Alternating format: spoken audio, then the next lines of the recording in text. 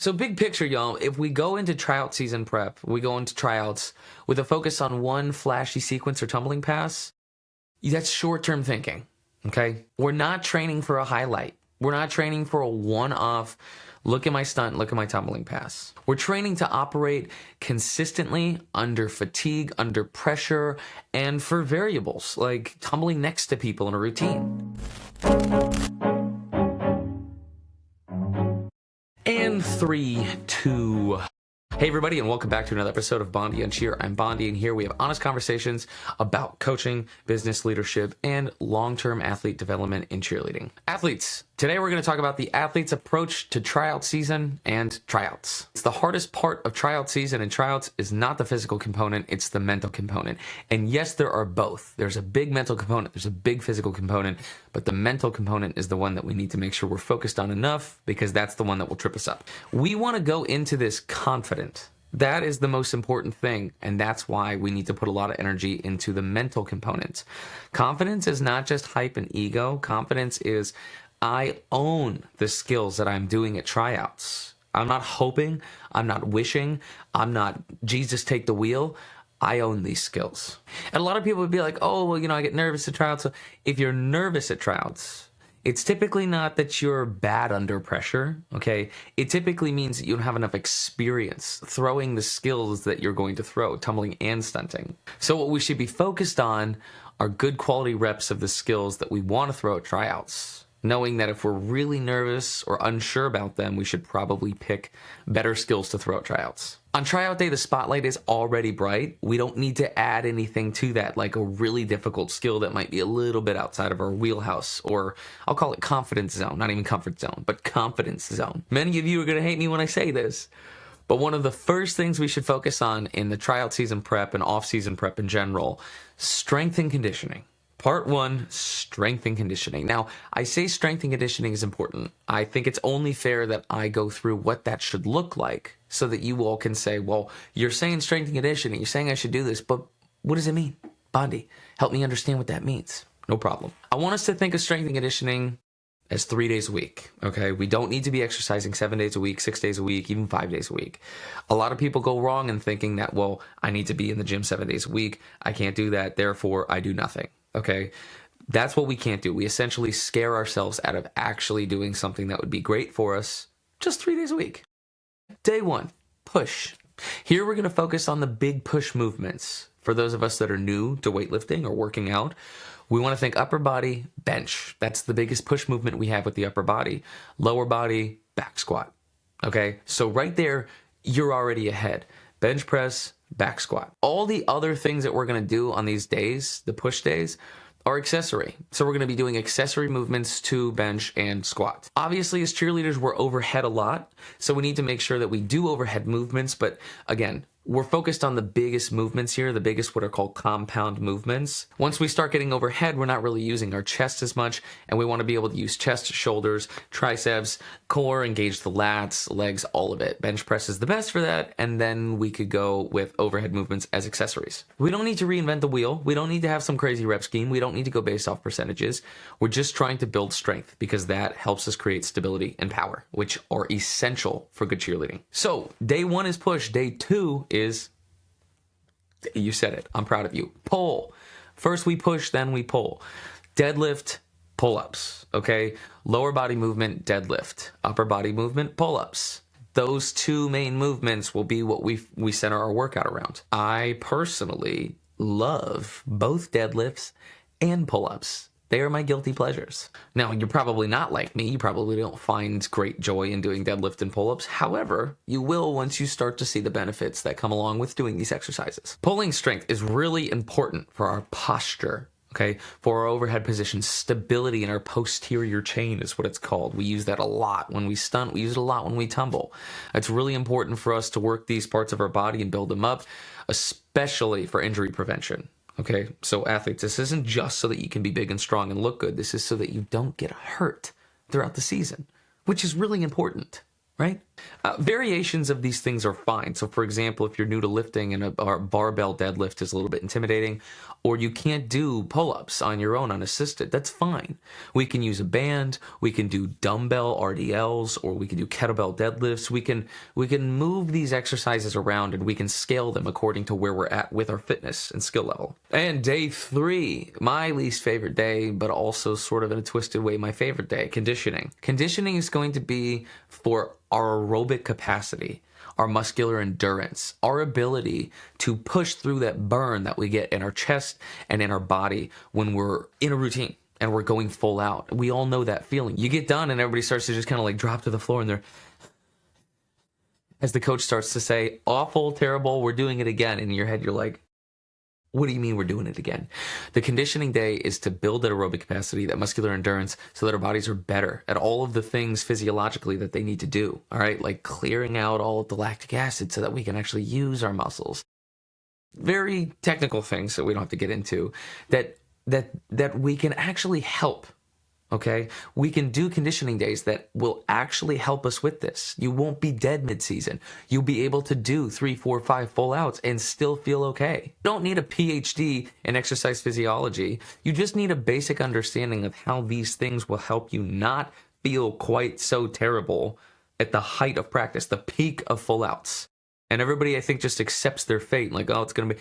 No, you can do something about it. Now, I just went through all that very quickly. I have a 12-week program I put together that focuses on 3 days a week, push, pull, conditioning. That's available to our newsletter subscribers. I send it out as a free resource. So if it's something that you're interested in, all you have to do is subscribe to our newsletter list. If you don't want to do that, well, then you don't get the free 12-week program.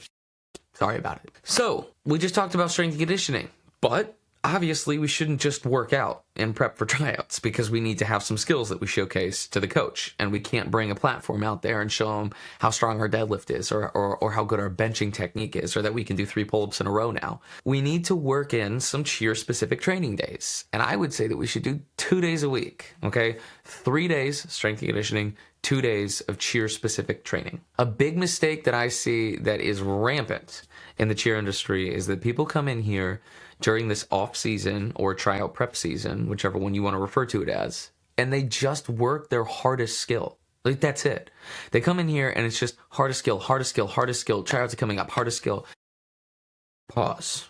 Instead of going in and just hardest skill like everybody else does, we want to do everything up to our current skill level. And I'll explain what I mean by that and what that looks like. So let's say that I'm an athlete that has a round off back handspring tuck. Okay. And I would really like my standing tuck for tryouts. Athlete A is going to come in and they're just going to chuck standing tucks, standing tuck, standing tuck, standing tuck, gassing themselves out, not being able to get any other work in because it's just standing tuck, standing tuck, standing tuck. They're dead. All right. They haven't worked anything else. Tryout day comes. They want to throw their standing tuck. They got nothing else. Okay. What I want you all to do that are listening to this, when it comes to training and preparing for tryouts and or just training once you're on a team, this is year-round advice. Okay. I want you to come and I want you to warm up. I want you to have a dynamic warm-up. And we have a dynamic warm-up here on a big banner that we have for all our athletes. And it's the same dynamic warm-up that we do on the road with new teams when we're doing workshops, so just individuals, not a part of an organization or team. We're going to do that first. We got to get the body moving, okay? Then for tumbling, we're going to go into handstands. Then we're going to go into handstand walks. Then we're going to go into handstand pirouettes. And this is not a suggestion. I want you to actually take this and do this. Handstand pirouettes throw a lot of people off. If you don't know what these movements are, you can just look them up. Google them, YouTube, ChatGPT, whatever you need to do. Handstand pirouettes teach an athlete to spin upside down. Okay, we're turning when it's spinning, but we have to keep a straight line. Toes over hips, hips over shoulders, shoulders over hands, right? And head in to be able to pirouette properly. It's something that you can do even if you don't have a tuck. If you don't have a round off handspring tuck, if you don't have a round off handspring, if you don't have a standing handspring, if you don't have a round off, you can still work handstand pirouettes, and you are literally training your body how to spin upside down. So that when it comes time to fulls, your body's just like, I got this. I understand this. There's a method to our madness, okay? Warm up, handstands, handstand walks, handstand pirouettes. Then we're going to go into cartwheel snap down rebounds. So we're going to get used to driving our hands off the ground. We're going to get used to snapping our feet together. We're going to get used to pushing through our toes. Then we're going to do handstand blocks. This is warming up that push off the ground that we need for round-offs, handsprings, those important skills that lay the foundation and lead up to our flipping skills, tucks, layouts, fulls, double fulls, etc. Once we do our blocks, we're going to do our round-offs. Then we're going to do a round-off back handspring. Then we're going to do round-off 2 back handsprings. Then we're going to do round-off handspring tuck, okay? I said this is for an athlete with a round-off handspring tuck. If you don't have a round-off handspring tuck, but you have a round-off 2 handsprings, then you are going to stop at round-off 2 handsprings. 1 handspring, you stop at round-off 1 handspring. Just a round-off, well, you stop at just a round-off.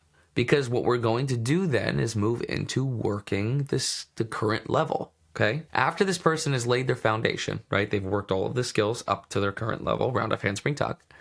Then we are going to go into cartwheel tucks, handspring tucks, and standing tucks. Now, depending on which of these we do and don't have, we will do the ones we have, then we will start working the one we don't have. But you can notice here that we're working on laying the foundation. If we just try to build the building and we don't realize that the foundation is cracking underneath the building, it inevitably is going to collapse, right? So not only do you not have that building that you were trying to build or that skill that you were trying to get, but we've now let the foundation essentially dry up, rot, crack, and just crumble.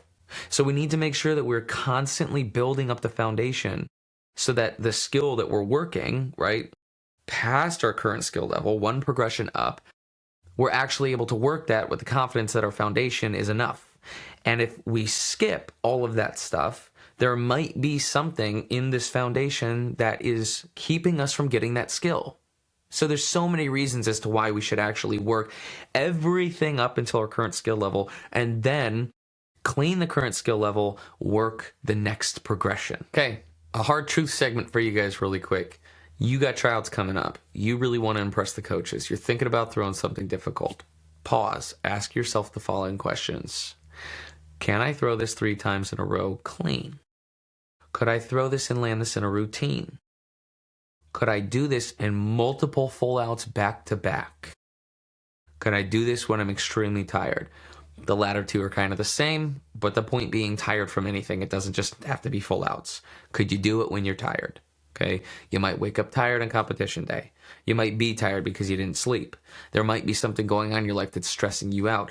Can this skill withstand external factors, whatever they might be? Stress, exhaustion, mental fatigue, physical fatigue, slight injury. Can it? If not, let's not do it. Let's go from that skill and we have progression, we have regression. If a layout progression goes to a full, then we're going to go from a full, we're going to regress to a layout.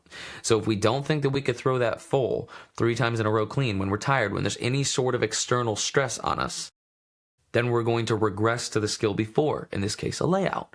Layout, we're going to go to tuck. Tuck, we're going to go to 2 back handsprings. 2 back handsprings, we're going to go to 1 back handspring. We have to make sure we're being smart and focused on being clean and not pushing ourselves past what we're actually able to execute under a situation where there's a bunch of external factors at play. If you're dying to let your coach know that you're working whatever skill it is that you're working and you really want them to see that so they put you in the routine or they have a spot on the team for you, send them videos, send them clips, send them you throwing it on a rod floor to crash mat. That progression alone, assuming the technique looks good, is a great sign to a coach, or should be, that you are getting that skill, and when the time is right, you will throw it on the dead mat and then work your way into being able to compete that skill, okay? But by just throwing one, hoping and praying that it lands on the floor on tryout day, it's not what you need to do to be able to communicate to a coach that you're close to having a skill or that you have a skill, okay? You're only setting yourself up for failure. The expectation is that if you throw it at tryouts, it's going to be in the routine. If it's not ready for you to throw it in a full-out routine, then don't do it at tryouts. Tryouts aren't for gambling, okay? If you really need the coach to know that you're working that skill or that you're close, send them videos, send it into your team chat, right? You throwing it on a mat, you throwing it with a spot. There's plenty of opportunity for you to showcase to the coach and your team that you're working the skill, that you're close. It's not ego sending a video into your group chat saying, guys, I'm getting close to this skill. It's leadership. It's I'm working outside of practice trying to get my skills so I'm better for the team and hopefully we can compete these skills. Day 2 of our cheer training protocol, okay? Stunting. And you can switch these up, day 1 stunting, day 2 tumbling, whatever you want to do. But second day of training, stunting. Right off the bat, I'm here to tell you that half the session needs to be basics. Always. Half the session should be basics. Always. We need to do the same thing in stunting that we're trying to do for tumbling, which is laying a good foundation. Warm-up skills should include preps or hands for co-ed, extensions, libs, stretches, opposites, so opposite lib, opposite stretches, power presses, tic-tocs, full-ups, full-arounds, and for my groups, quick tosses. All of these things lay a great foundation for flyer body positions and flexibility, our speed, our grips, our spins, which is hip control, body control, line control from everybody involved in the stunt, ability to stand on both of my feet as a flyer, and for my bases, the ability to hold both feet, because that seems to be an issue in cheer, that we got the right foot, but we're either standing on the left or holding the left, and everybody's just like, oh, no way, coach. I'm going to give you guys a universal count option. All right, I would apply this to any skill with the exception of our power presses and certain elite skills where we have 2 count dips before we throw. We are going to all shrug on 1. We're going to set on 3. For my groups, you set. For my co-ed partners, you grab 3. We all dip 5 and we're up 6. So we dip 5, stand 6. We should hit on 7. Okay, whatever the skill is. This works for couples, this works for groups, okay? Shrug 1, grab 3, dip 5, up 6, hit 7. Not dip 5, 6, throw 7, hit 8. Too slow. If those are your counts, scrap them. We need to try to get our athletes to speed up universally across cheerleading. Dip 5, stand 6, hit 7, okay? 5, 6, 7. That's how fast we're trying to go. We hold at 8, and ideally we can hold, pop off on, 5, give them some amount of time to adjust grips, especially as we start getting into the IMEs like the full-ups where we might need a little bit of a pop adjust. Almost everything in cheerleading should dip, throw, catch, back to back. 4, 5, 6, right? 5, 6, 7, 1, 2, 3. We dip, throw, catch. It's fast, and everybody in cheer just seems to want to move extremely slow. Yes, this goes for elites as well, except hand in hands. For power press skills and hand-in-hand skills and all variations of hand-in-hands, 2 count dips. Dip 2 counts, then throw, then catch, right? Instead of dip, throw, catch. We'll dip, throw, catch. But for the most part, we're going dip, throw, catch, okay? Full rounds, hand-in-hand variations, or power press skills. Really. It's all power press skills. After we warm up, after we hit all of those things, we're going to move to progressions. Okay, move on to progressions, but we should do everything up until our current skill level within time reason, obviously. So what we're going to do is move into progressions. We need to spot each other or have a spot, and we're going to do 3 reps each. Okay, so after we warm up, we're going to move into progressions. I would highly suggest that we have a spot. Groups, couples, if you're stunting and you're moving past your current skill level, we need to have a spot, okay? We're getting into uncharted territory or uncomfortable territory. You need a spot, all right? Now, rule of thumb, when we're trying to learn a new skill, okay, we start with the progressions. If we're hitting the progressions, we continue moving on. If we're not hitting, we should do 3 reps, and instead of moving to the next progression, we should move to a different skill. Okay, you cannot sit there and throw 20 reps. You're going to get into what we like to call the pit of despair. And once you get there, it's very hard to climb your way back out. So throw a skill a few times. Either it hits or it doesn't. We make note of what happened, and we don't go to the next progression. We go to a different skill, okay? It's a smart way of training so that you're documenting, okay, we didn't hit 3. We didn't hit any of the 3 we threw, all right? Then we shouldn't be doing it. Next time you come in, maybe we hit 1 of the 3, eventually 2. Eventually we hit 3 of 3. Great, let's move to the next progression. You can't rush these steps. You rush these steps, the foundation starts cracking down the road, and eventually we get frustrated. We fall into a rut. We can't hit. Everybody's upset. This warm-up and set of progressions and focus on counts with the dynamic warm-up should take you about 20 minutes. We should get in. We should move with a purpose. Everything I just explained is 20 minutes, coaches. Okay, well, I was talking to athletes here. Athletes, 20 minutes. You guys don't need to be spending 45 minutes on this stuff. It sounds like a lot, but if you get in and you're focused and you move, you have small water breaks after the dynamic warm-up and small water breaks after you've reached milestones in the stunt progressions. But that's it. Just, you're here to practice, right? It's not social hour. You can do that after. 20 minutes. Give yourself a timer. If you're going over by 20 minutes or 10 minutes, 15 minutes, like, you should be moving quicker, and chances are we're just a little bit out of shape as well. So, as we do this, we'll get better at that. So big picture, y'all, if we go into tryout season prep, we go into tryouts with a focus on one flashy sequence or tumbling pass, that's short-term thinking, okay? We're not training for a highlight. We're not training for a one-off, look at my stunt, look at my tumbling pass. We're training to operate consistently under fatigue, under pressure, and for variables like tumbling next to people in a routine. Because when you're alone at the gym and you have 2 full floors to run and throw your tumbling pass, it's not the same as standing in the middle of a panel or on a line with 2 people 6 feet away from you on each side when you only got 42 feet to do so, not 84 feet, right? And nobody next to you, just the whole floor open to yourself. That's what coaches evaluate, and that's what you want to be able to communicate to them that you can do. All athletes start in different places, okay? But there's one thing that should never change, and that's the approach. We should approach things in a structured, methodical, progression-based manner. We want to think of this kind of like the story of the tortoise and the hare. Everybody knows that story, right? We got this hare. He's full of hubris. He's fast. He's talented. He can run. He's quick. But he's just overzealous. He's got hubris to him. He thinks he's all that in a bag of chips. The tortoise, all right? He's like, you know what? I might not be as fast as you, but I'm focused. And I'm consistent, okay? I'm not going to get distracted by the short-term thinking, all right?